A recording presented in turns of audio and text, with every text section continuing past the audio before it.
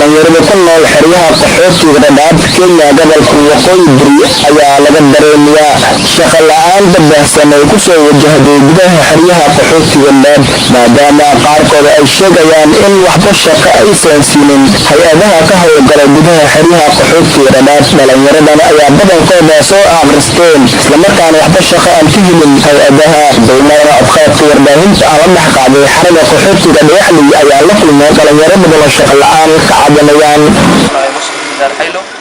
waxgaarka waxaan dhihi lahaa inay shaqaynayaan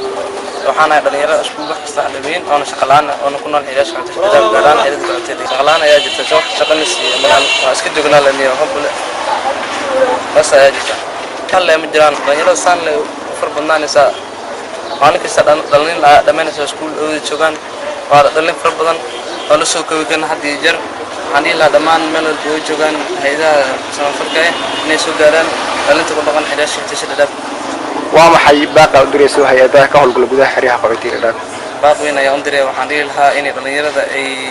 waxay fangareeyaan dhalinyarada shaqo iyo waxyaalo fara badan oo abuuraan خبر عبد الله محمد راي كنا الحلوة حلي ليرة سومالية حلوة حتى كنا على عقبات دون وشقرعانا هاي ستا ميل اسكا حرق حتى ودادتك كنا أيهين ميل فعمل بدن شقوين لقى هرو أو فرسموين وفرو ويوضع عن الحياة وسكيلز لو سمعيه marka arintaas waa arin muhiim ah waan soo dhaweynaa in macnaha wadankeena dib loogu laabto wadanka horumarkiisa laga shaqeeyo meesha waa iska xiro qootay temporary loo jooga si ku meel gaar marka in wadanka dib loogu laabto oo horumarka wadanka iyo kasoo kabashadiisa dhalinyarada qaato wadan walba waxa horumariya dhalinyaradiisa oo ka qayb qaata annagu haddaan dhalinyarada Soomaaliyeed oo dhammaan ku noolaa waxaanu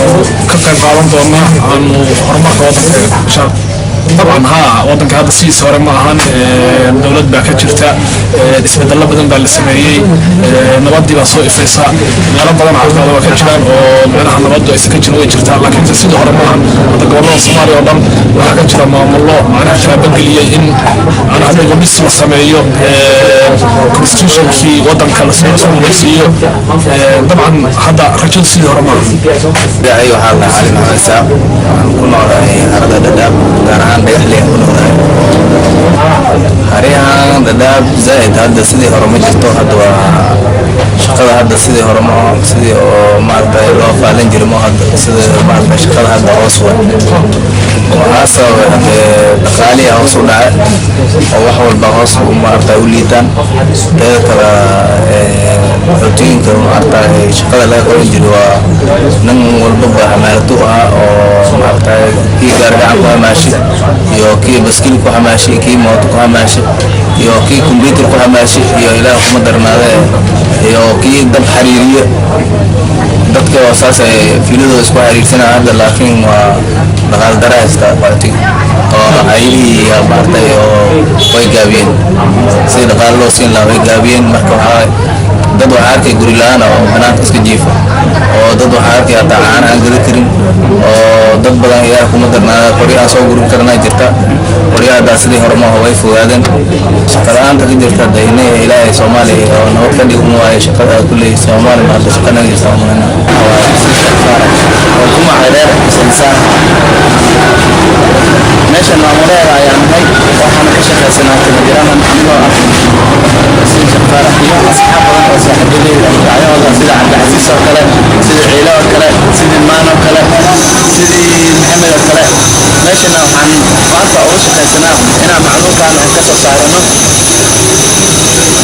inaan maartay waxaan ka soo saarno wixii anaga aan ficilay maadaama aan dhalinyaro oo isku dhameysay hadana shaqo la'aan aan nahay inta waxaan ugu kaliftinaa magaalo ka samaysano kamjiraas ah waxaan gacantaana aan ku shaqaysano marka qofka aan dirayno aan ka soo saarno taasna waxa waaye waxaan oo keentay shaqo la'aan maanta jirto sababtoo qofaan shaqada ku hayo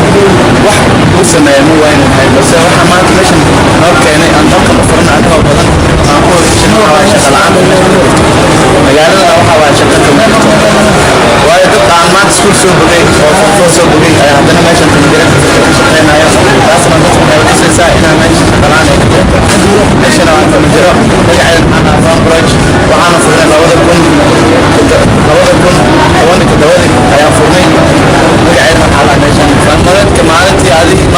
waaye maalina waxaa helaysaa maalina waa waynaysaa marka marna waxaa helaysaa wixii maalmanaadka ahayd marna guriga kelidiisa ayaan helaynaa oo keliya maalmanaadkaana ma helayno kelidiisa keli ayaan helaynaa marna aniga waan faa'iidaynaa guriga keliyada ku faa'iidaya si kastaba ha ahaatee ma ahan markii ugu horreysay oo ay cabasho ka muujiyaan dhallinyarada ku nool xeryaha qaxootiga dhadhaab. Xasan Cumar Xasan Kaafi, Bulsha TV, xeryaha